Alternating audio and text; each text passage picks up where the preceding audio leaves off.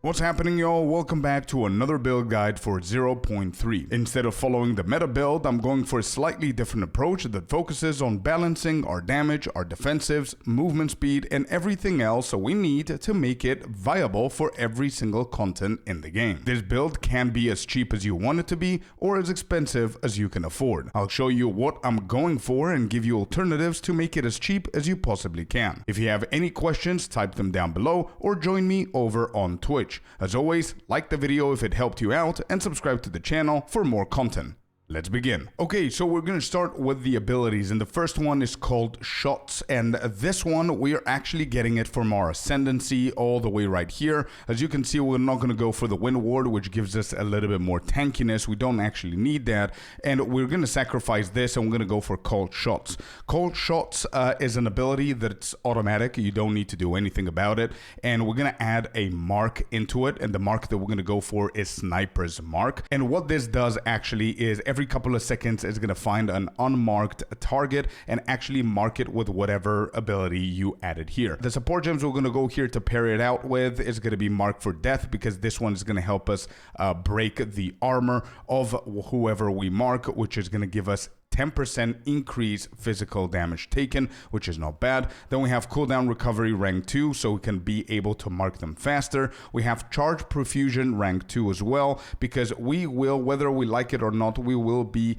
gaining charges, and those charges we're going to be able to use them later on with the ability called Barrage, but we're going to cover that in a second. So due to the fact that we're getting charges naturally, we might as well use that in our benefit. And lastly, we're going to go for efficiency rank 2, so it doesn't overdo it when it comes down to the mana. Now, the main ability in this build is Lightning Arrow, of course. Lightning Arrow is going to be the main thing that you're going to be spamming either on bosses or trials or mapping or whatever the case is. But what we've done here is slightly something very, very different, so it can be easier whenever you're mapping. So the first support gem you're going to go for is Elemental Armor in rank 2. It really helps. 25% more elemental attack damage is not bad. Then we have Deliberation. It's going to give you 20% more damage for the cost of movement speed, but because we're using the chicken, the raw amount, you're not actually going to see a huge negative with the Deliberation. It's pretty good. Then Stoicism, once again, because we're using the raw amount, this says that you're going to gain 2% more damage every second, all the way to 20. You're going to see the buff over here all the way up there, the red one.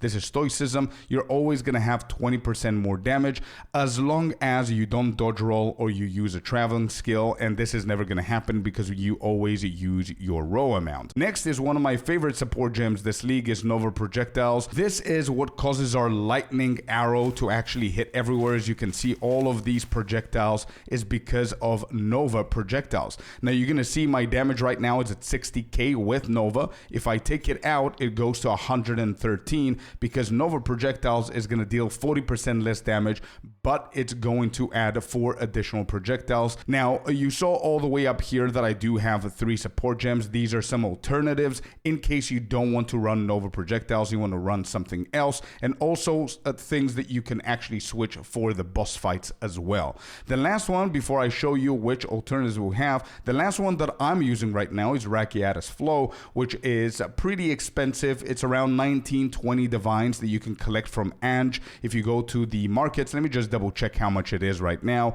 If I go Rakiatis Flow, we are currently at 19, so it does cost 19 still.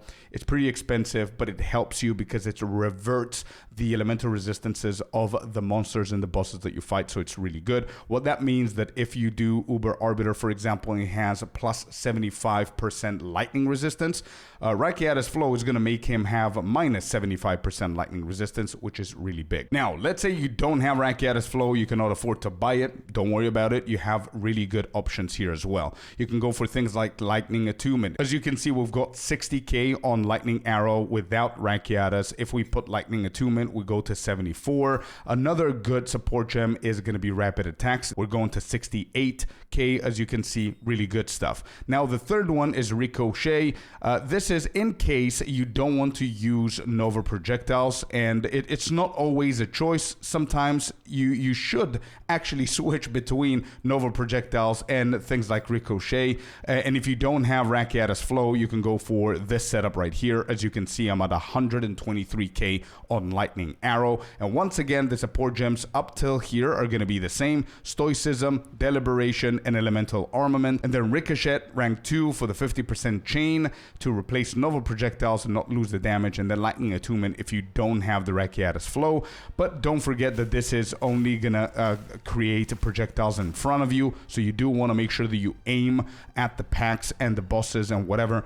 But once again, it should be pretty mandatory for you to take away things like novel projectiles for things like Lightning Attunement or rapid attacks, in case you don't really care about Ricochet as well, or the Rakiatis Flow. My current setup right now, as I showed you before, is going to be novel projectiles for mapping and Rakiatis Flow. Now, moving on, we've got Lightning Rod, which is your second ability. This is going to be the ability you're going to be spamming on the bosses. And by the way, it surprisingly deals a ton of damage. The support gems that we want here are things like Elemental Armament rank 2 once again, Deliberation once again, Stoicism once again, and then Concentrated Area for the 30% more area damage. And lastly, we're going to go for Overextend for the 30% more critical damage bonus. The next ability, our third priority here, is going to be Barrage. Barrage is something that you can use for mapping, but also for bosses too. The main purpose here is for the bosses. You can deal even more damage whenever you set everything up, and we're going to see the rotation in a second, but I'm actually using it for mapping as well. Remember, I said that we're going to be getting charges, and we have things like Charge Profusion, so Barrage is going to be empowered, and it consumes your frenzy charges to add even more repeats, so it becomes even stronger. The 4 support gems that I went for is Rapid Casting rank 2, we have Cooldown Recovering rank 2, Second Wind rank 2, you can actually use it twice, as you can see on the bottom right here, you're going to see the number 2 on my Barrage, and lastly, we've got Efficiency rank 2, so it doesn't cost a lot of mana. You can go for things like a Life Tap if you want to here, it's not a big deal. Next, we've got Tornado Shot, which is solely a boss ability. Tornado Shot, you're going to use it on the boss, and whatever you actually throw through the tornadoes, it's going to create even more copies of the projectiles, dealing even more damage, which is good stuff.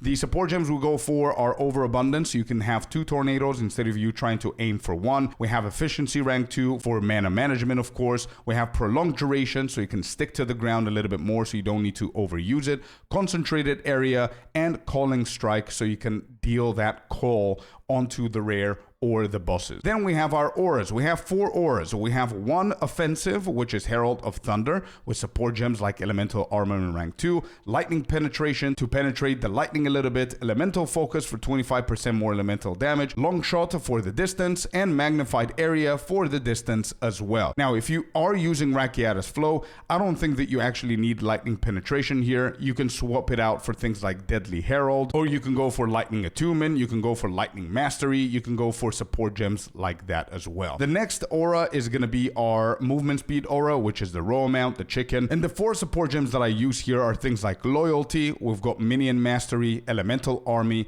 and last but not least, Brutus Brain. Now, a lot of you have been asking me how come I cannot add things like Elemental Army or Minion Master or whatever. If I remove this, I'm not going to be able to add it back, as you can see. So the way that this can be fixed is take away Brutus Brain, add the Elemental Focus, and then add the Brutus Brain. However, I don't think that Elemental Army does anything here, because if you read what Brutus does, this is very, very cheap, by the way. I think you can get it for 1 or 2 Exalted through Ange as well. It's very cheap. It says that your minions do not deal damage, and they cannot take any damage back as well, which means that yeah, I don't think that Elemental Army is needed at all. It doesn't give you the resistances as well, but these are the support gems that I'm using, and the raw amount, not dying, not dealing damage, is absolutely fine, because we're going to be investing a couple of points right here for some of these nodes that are going to increase our damage because of the companion and the Roa existing. And if the Roa dies, then it doesn't exist anymore, therefore you're going to be losing that buff, and that's why everyone is going for the Brutus Brain. So even though if you're on the chicken or off the chicken, you always get the benefits of having a companion next to you. Next 2 are our defensive auras, and these are mandatory and crucial, if not both, at least one of the 2. Wind Dancer and Ghost Dance, of course. Ghost Dance, you want the compressed duration rank 2. On Wind Dance, the support gems that we want here are things like Blind rank 2, Pin, then we have Maim, we have Knockback, and magnified area. And that's basically it when it comes down to our abilities. Now, you do need to have 150 spirit for this setup. And here is the problem. The problem is, for you to have 150 spirit, that means that you need to find a really high spirit amulet. And here you can either find an amulet that has 35 spirit on the actual amulet and also be a solar amulet, so you can have the spirit that way. As you can see, I found one for 40 spirit and then 12 to the implicit. So altogether, I need 50 spirit on the amulet. Now, this is very expensive. At this point, it's going to cost you around 50 to 70 divines, especially if you go for the perfect mods on the amulet like I did, with things like 36% increased maximum energy shield and the projectile skills and the crits and all that.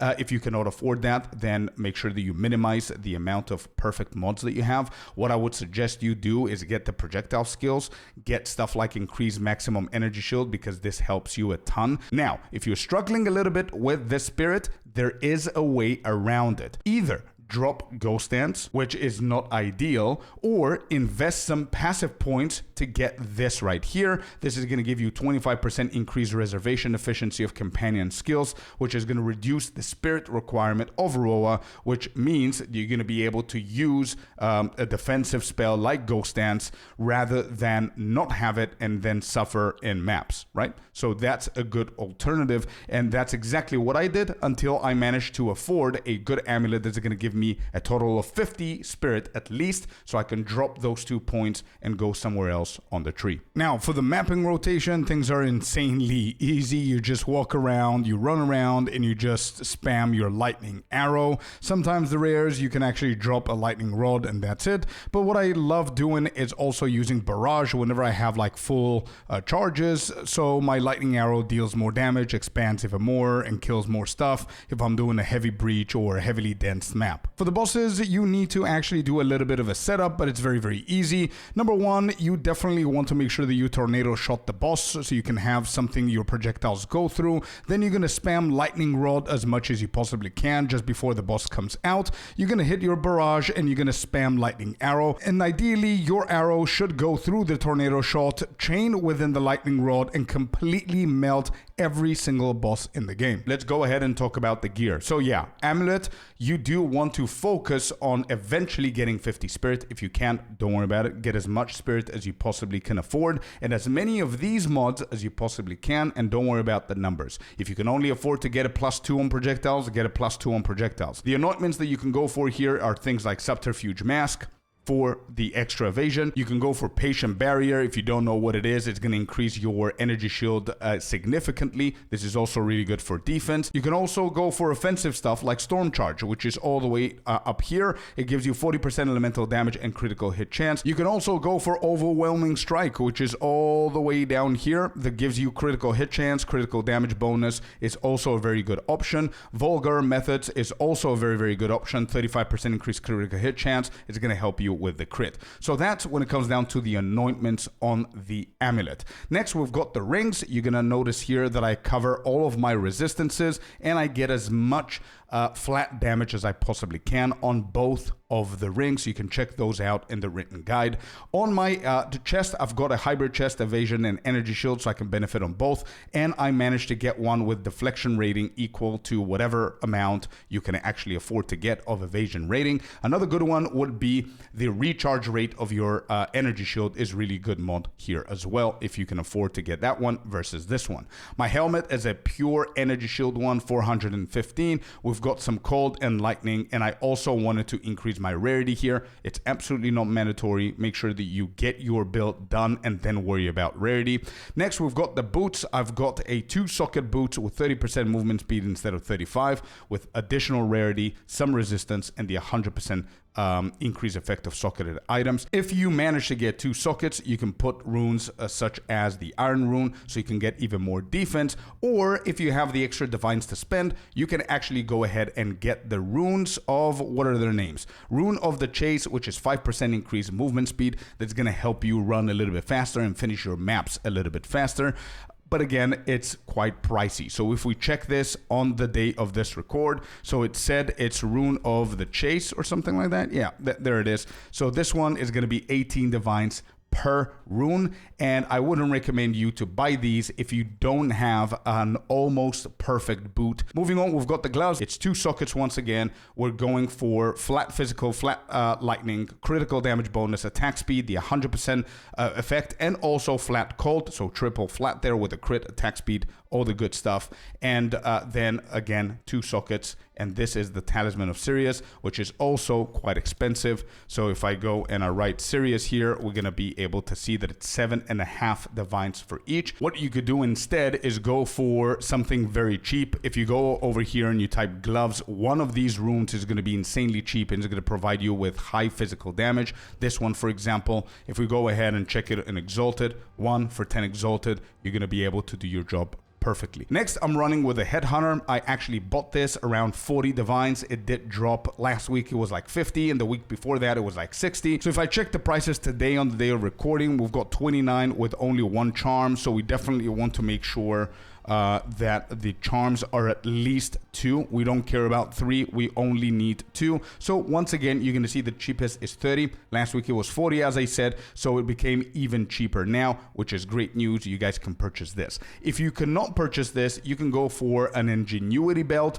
that is around 30 on both rings. That's going to do just fine. And if you cannot afford even that, then you're going to go for a rare belt to just cover your resistances. Last but not least, we've got the quiver and the bow. The quiver, as you will see in the written guide, these are the mods that I actually went for. This is a recently purchased quiver for me.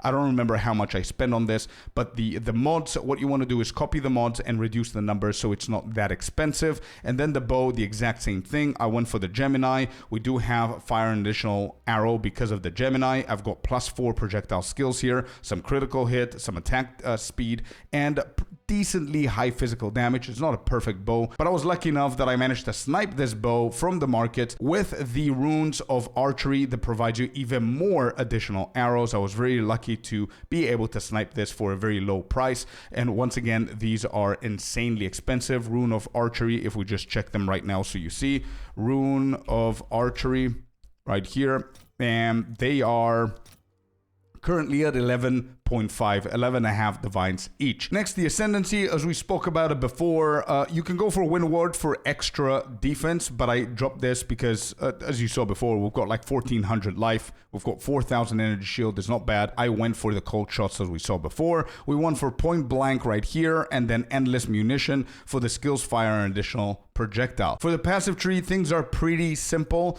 but I do want to explain a few things that are happening here that max roll is not going to show because for some reason it doesn't take that specific jewel. But over here you have 2 different options. You can either go for the left side for some evasion and movement speed and go all the way down here to connect it, or you can go with this side and just get the attributes by making sure that you get Hone Instinct, because this is really, really good. The reason how you decide which side you want to do is I believe that once you hit a decent point of damage on your lightning arrow, you can drop Hone Instincts and go for more utility and more defense. That's what I did. I started off with this triangle right here and made sure that I had honed, and then I dropped this one and went over here. Next, obviously, we need Master Fletchling for our quiver. We have some more evasion and movement speed. We're gonna go for things like Catalysis because this provides us a decent amount of damage as well as Maiming Strike. And I'm now actually trying Stand and Deliver, and it's really, really good. I might actually drop this later on. You guys can experiment with this, but it's not priority.